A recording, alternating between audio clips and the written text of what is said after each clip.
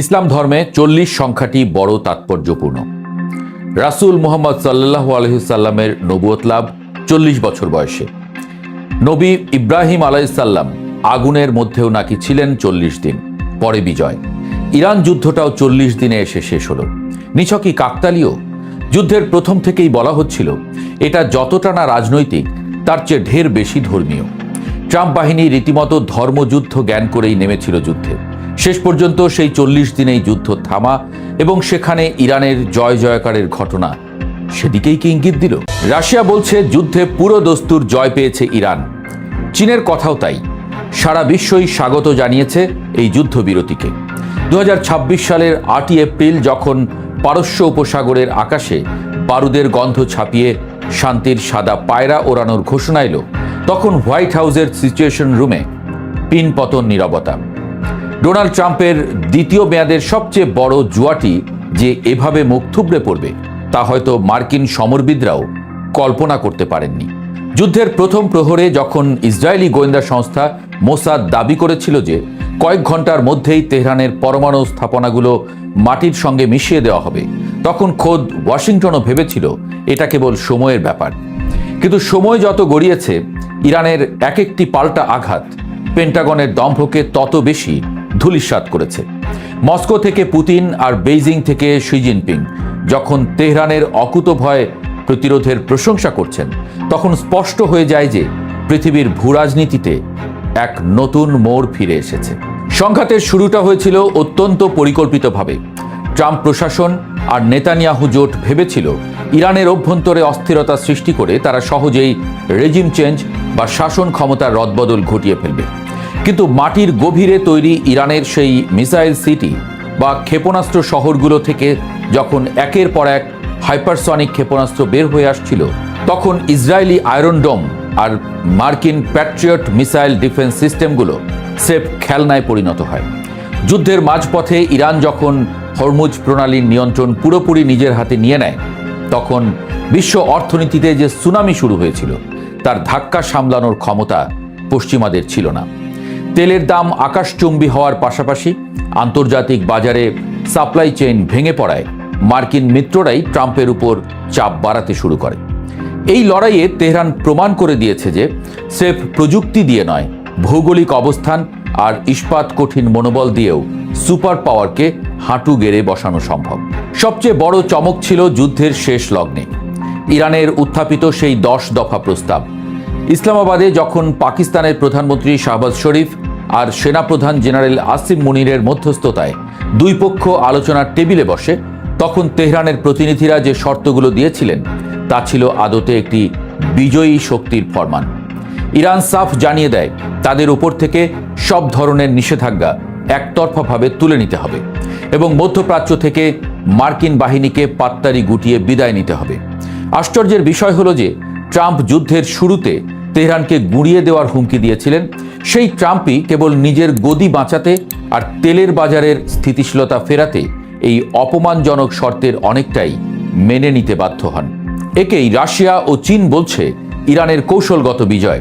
এই যুদ্ধবিরতি কেবল বন্দুকের লড়াই থামানো নয়, মার্কিন সাম্রাজ্যবাদের কফিনে শেষ পেরেক ঠুকে দেওয়ার নামান্তর, এমনটাই বলছেন বিশ্লেষকরা। ইসরায়েলের জন্য এই যুদ্ধের ফলাফল ছিল ভয়াবহ। তাদের যে গোয়েন্দা জাল বা ইন্টেলিজেন্সের দাপট ছিল তা এই দীর্ঘ সংঘাতের পুরো সময়কালে চরমভাবে ব্যর্থ প্রমাণিত হয়েছে।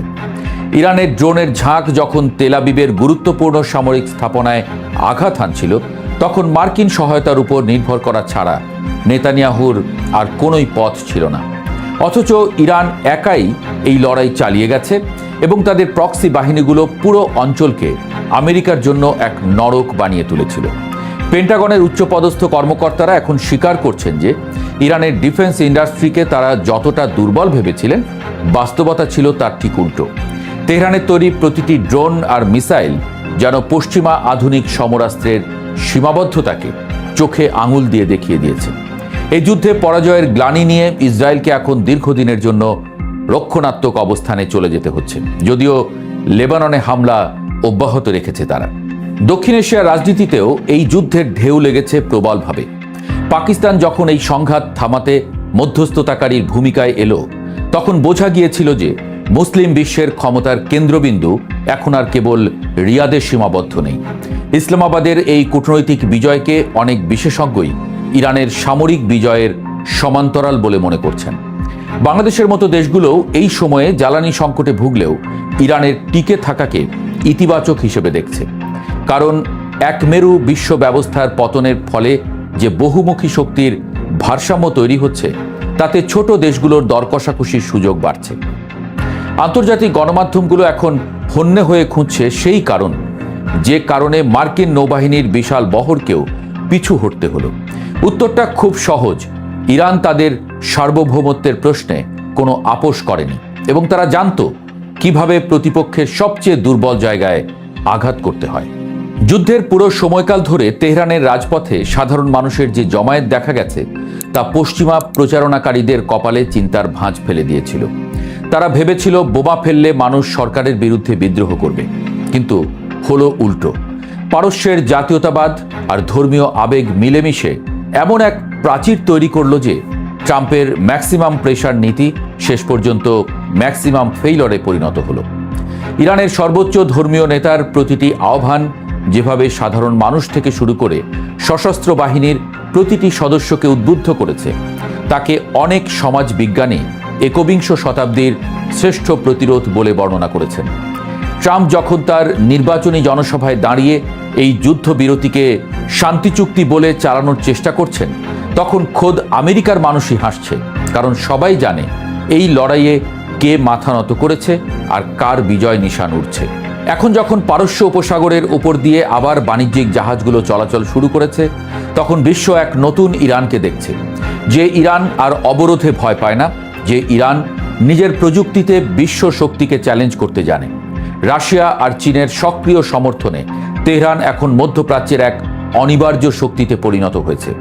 ইসলামাবাদে স্বাক্ষরিত সেই ঐতিহাসিক চুক্তির প্রতিটি ধারা এখন বাস্তবায়নের অপেক্ষায়।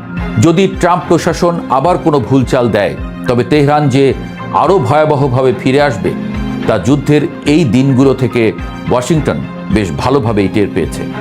ইতিহাসের পাতায় 2026 সালের এই দিন লেখা থাকবে এক অসম লড়াইয়ের গল্প হিসেবে, যেখানে সংখ্যাতত্ত্ব আর দৈবযোগ মিলেমিশে এক প্রাচীন সভ্যতার বিজয়কে নিশ্চিত করল। জয় শেষ পর্যন্ত প্রতিরোধেরই হলো, জয় হলো ইরানের।